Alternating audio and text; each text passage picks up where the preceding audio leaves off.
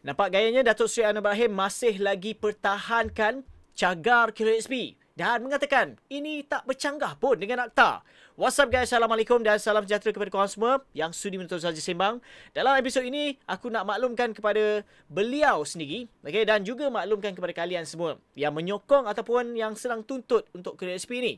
Seperti mana yang kalau kita lihat berdasarkan luahan-luahan pencarum, malah di Sinar Harian turut mengatakan ataupun feedback balik apa kenyataan ataupun cadangan daripada Datuk Seri Anwar Ibrahim ini adalah cadangan yang membebankan lagi sebenarnya.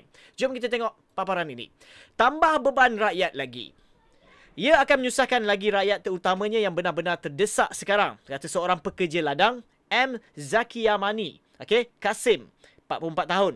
Zaki Yamani berkata sedemikian susulan kerajaan akan memperkenalkan kaedah yang membolehkan pencarum kumpulan wang simpanan pekerja menggunakan wang caruman di agensi itu sebagai cagaran kepada bank bagi tujuan pembiayaan kewangan. Menurutnya, pencarum seperti ini tidak mahu menanggung beban lagi kerana mereka memerlukan wang untuk kelangsungan hidup.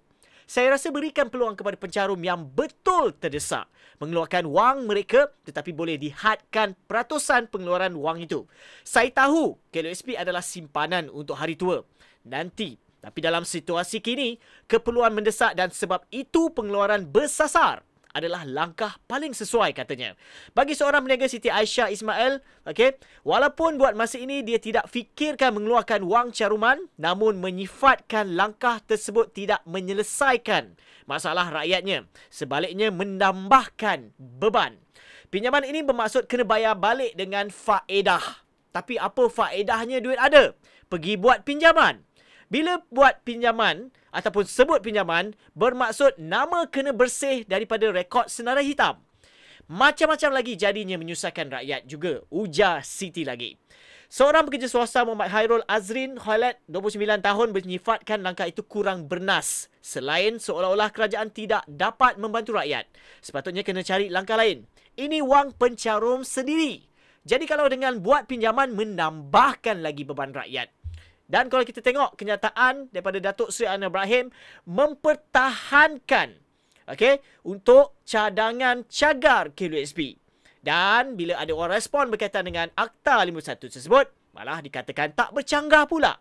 Di mana kerajaan mempertahankan langkah membenarkan ahli kumpulan wang simpanan pekerja KLSP menggunakan cabaran mereka sebagai cagaran pinjaman peribadi kerana langkah itu tidak bercanggah dengan Akta KLSP 1991.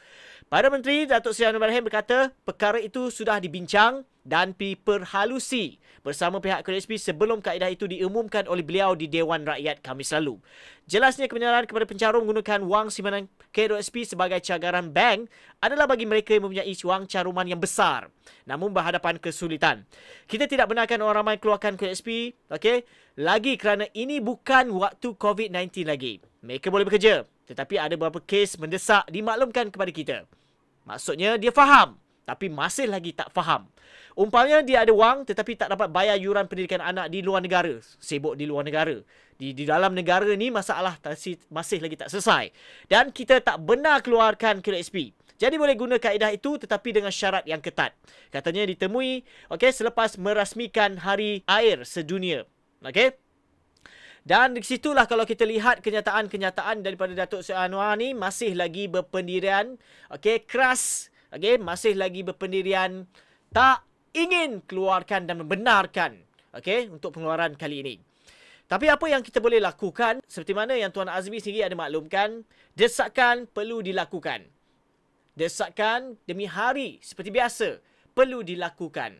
Seperti mana yang kita pernah lakukan sebelum ini dengan hashtag KLSP bersasar. Dan sekarang apa yang dimaklumkan oleh beliau, misi seterusnya mari kita berjemaah serang page-page media yang ada status KLSP, bagi komen desak PMX dengan hashtag bantah KLSP bercagar. Itu sahaja perkongsian dalam episod kali ini. Diharap sikit sebanyak memberi info yang terkini daripada channel Saja Sembang. Bagi korang yang masih lagi belum subscribe ke channel ini, please klik button subscribe dan jangan lupa share dan juga like. Viewers di TikTok, jangan lupa follow.